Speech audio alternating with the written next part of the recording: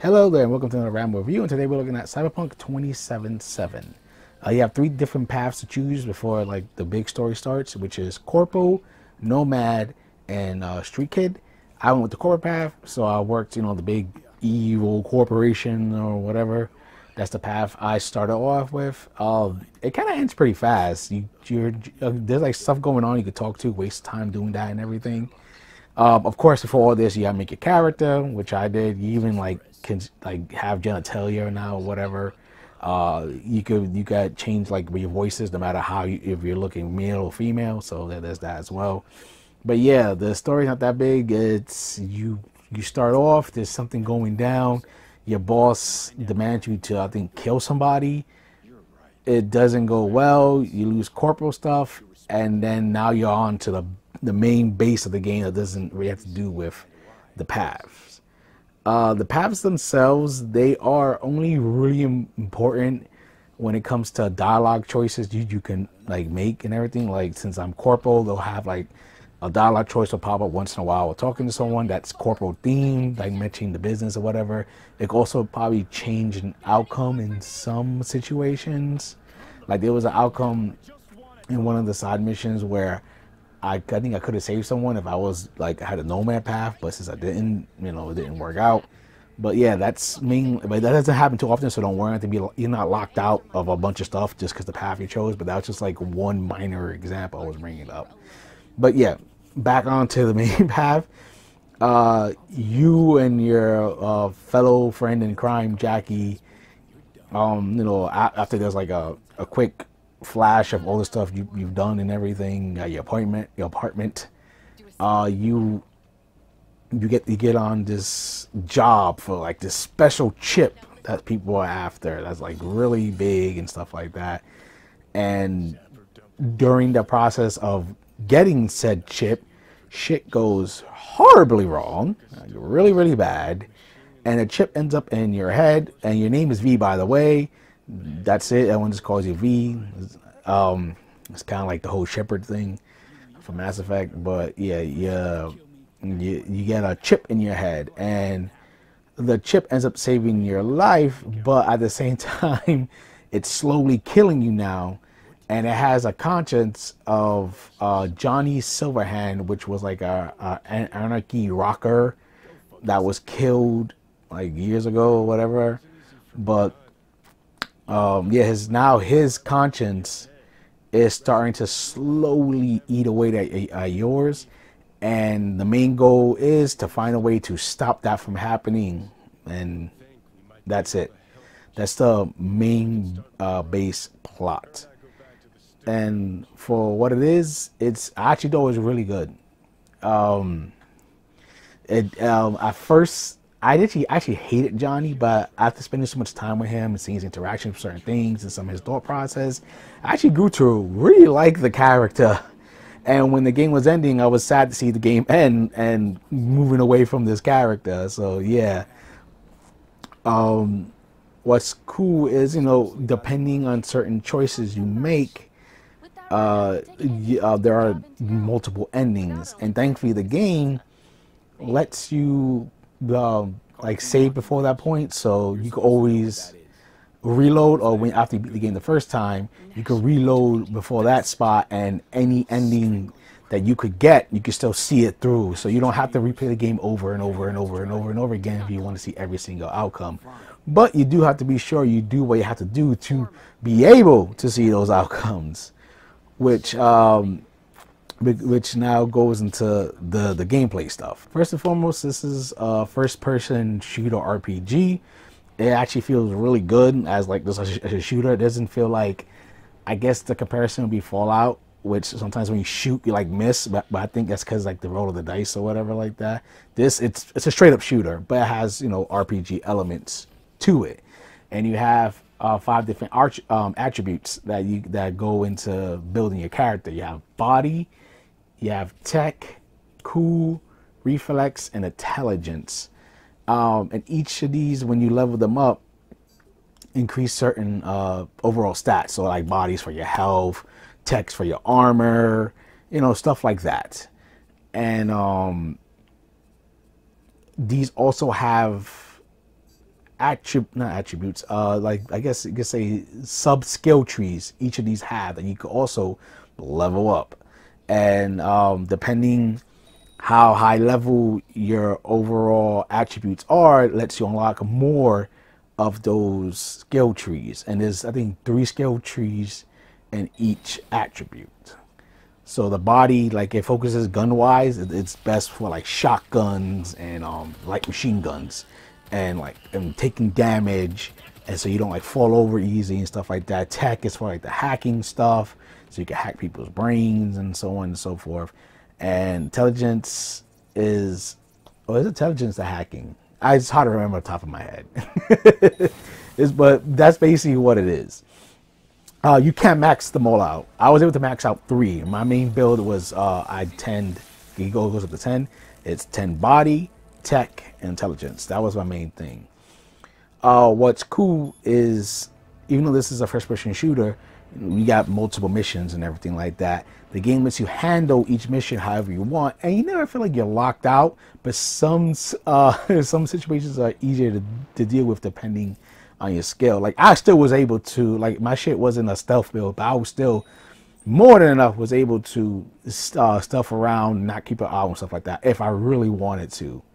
My build had more like, you know, the tech to fire people's brains and shoot at them, like with the light machine gun and shotgun, like more powerful. And you can still use the other guns too. It's just they're better if you have those stats upgraded and everything. And you'll be using all these, you know, upgrades and stats and frying people's brains, or light them on fire or shorting them out. You'll be using them in a crap ton of missions. The main missions focus on getting your cure or whatever for your brain chip.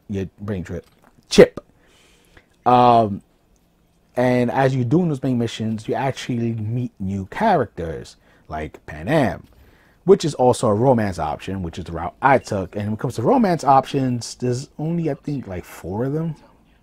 You could hook up with a hooker if you want to, but that's not really a romance option. It's just you hooking up with a hooker. But yeah, you could do that too. You could romance a character. It also depends, like, if you look male, female, your voice and stuff like that. But yeah, so like you meet Pan Am, you do some main missions, and then it spins off into side missions, make you learn more about the character. You don't have to hook up with the character if you don't really want to. You could just deny them, but that is an option. And there's other characters like Julia, which is a brain dance developer. Again, it starts off with the main mission, but then it goes into hers, and like Judy, that's her name. I'm saying Julia. Judy,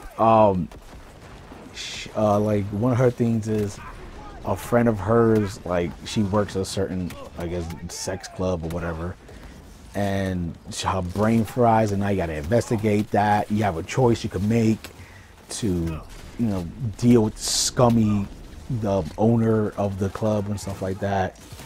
Pan Am has to do with her clan of nomads, her getting revenge on certain characters, her trying to cooperate with the other leader of the nomad, and so on and so forth. But yeah, you get to learn more and more about these characters. And there's other missions like taking out cyber psychos, and you could kill them, but the game prefers you knock them out. And if you do that, you get like a nice little prize.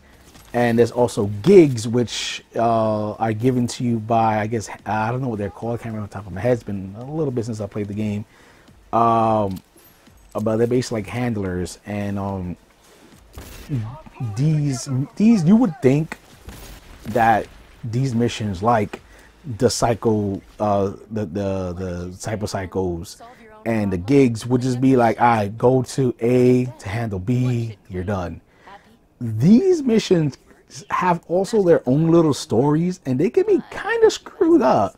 Like one of the gigs had you taking out a father-son business that does certain brain dances that are pretty fucked up.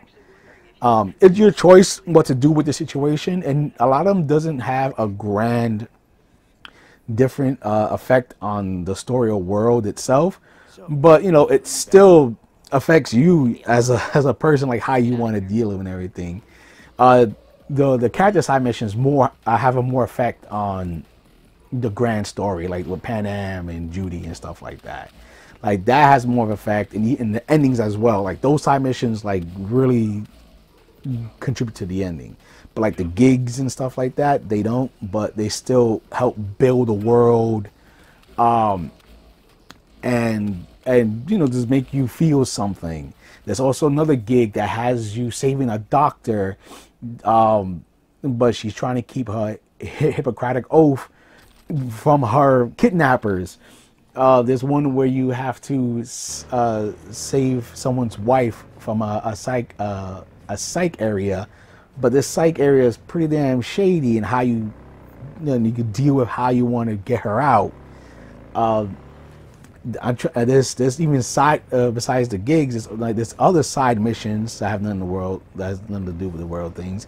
There's other side missions like dealing with a car service and like rogue AI and stuff like that. Like it's a lot of things that help build this world, and that's what a lot of the fun is too.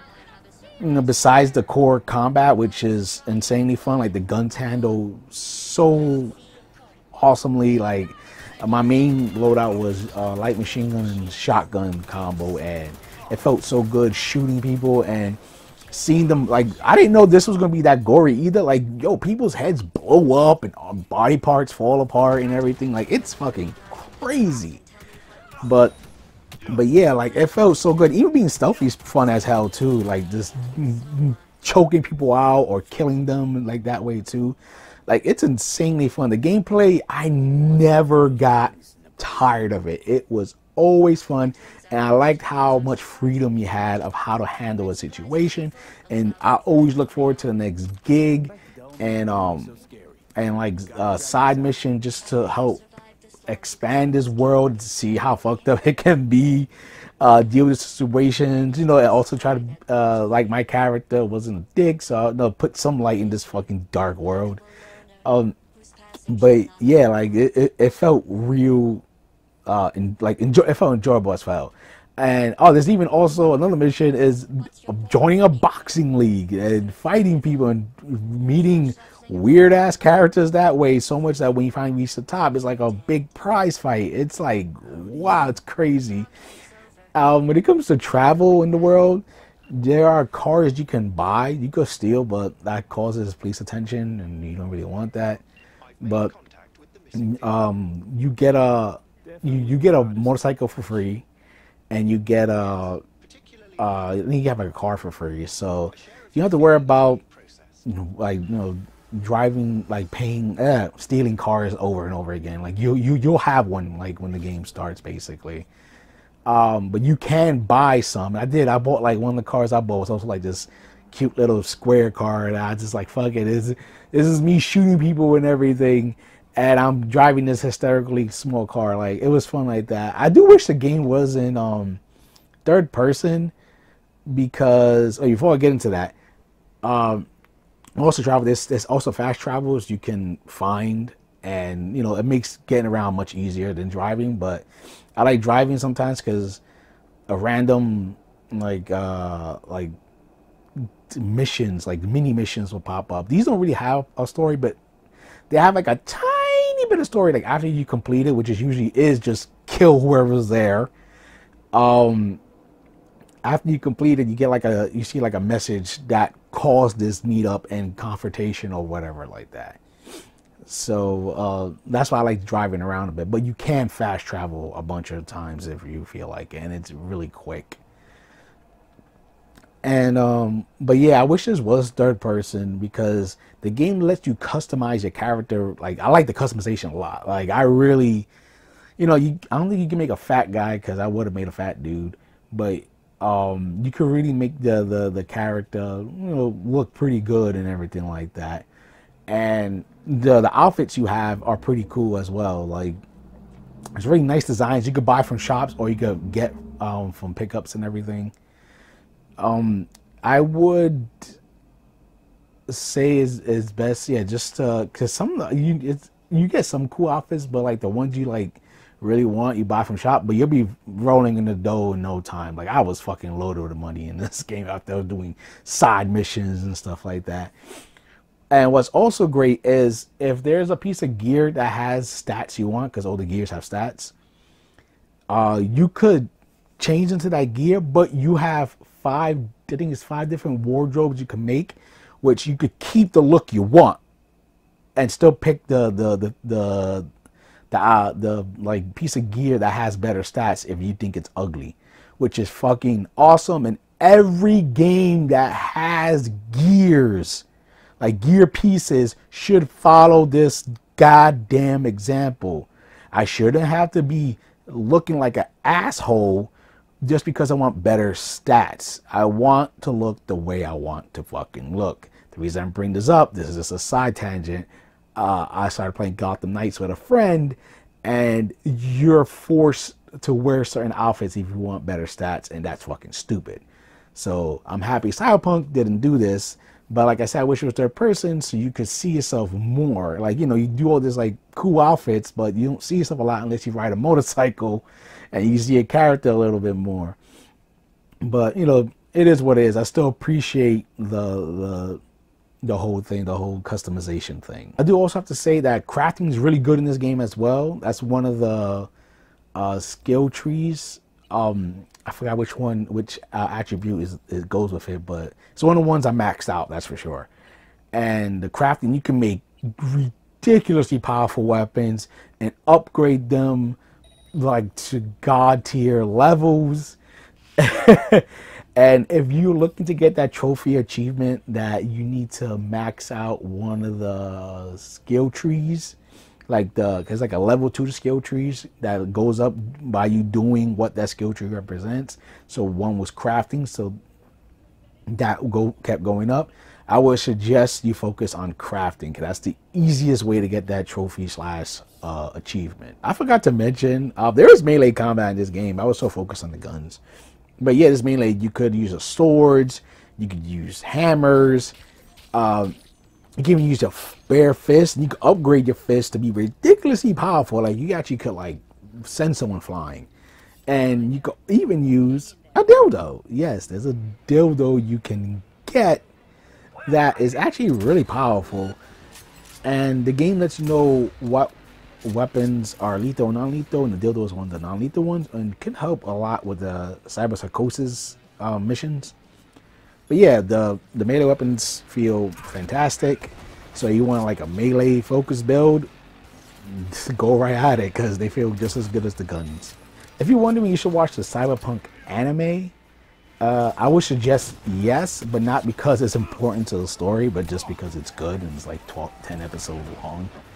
Also, there's some like Easter eggs in the game. Like, you could get one of the characters' shotguns, which is actually a pretty good shotgun in itself. Like, I used it, and yeah, it's just overall good. So watch it before this, so you can just enjoy those Easter eggs a little bit more. But if you really don't care for anime, don't really want to watch it, you don't have to. It's not gonna hamper the story in any way at all.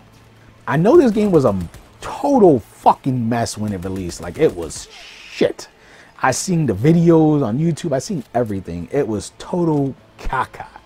But I can tell you right now, from playing the game, it's gotten so much better. I didn't run into many bugs at all.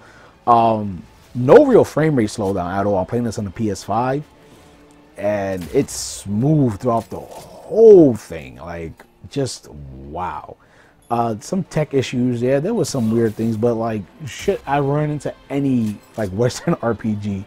Like, there was some clipping, some weird ass ragdoll physics, stuff like that I ran into. It wasn't so much that it took me out or anything like that. It was like it was like minimum. It didn't kill my immersion or whatever.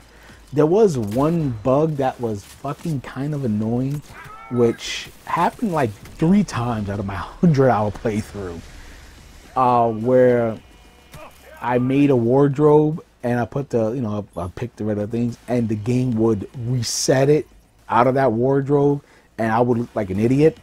But I just had to, go back to the wardrobe, pick what I wanted, and that was really it.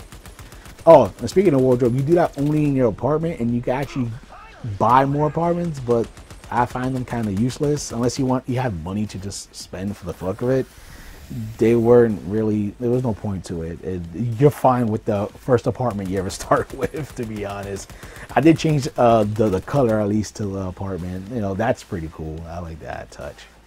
So yeah, if you have like a PS5 or a Series X or a PC, then I would say don't get the PS4 one. Don't get the PS4 last gen ones unless you want it to get it the free upgrade. Like that's how I bought the PS4 version on cheap, and I got the free PS5 version upgrade for free. Because there is that. If you got the PS4 version, get a PS5 upgrade for free.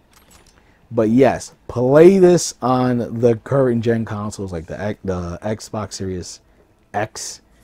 I don't know how the X handles this, and I mean the S, yeah, and or the PS5 or your PC, because that's where it runs like awesomely. Like I love this game. I thought it was still gonna be a headache, but you don't have nothing to worry about. This game runs perfectly fine. I spent over, like I said, 100 hours playing this. I loved every fucking minute of it.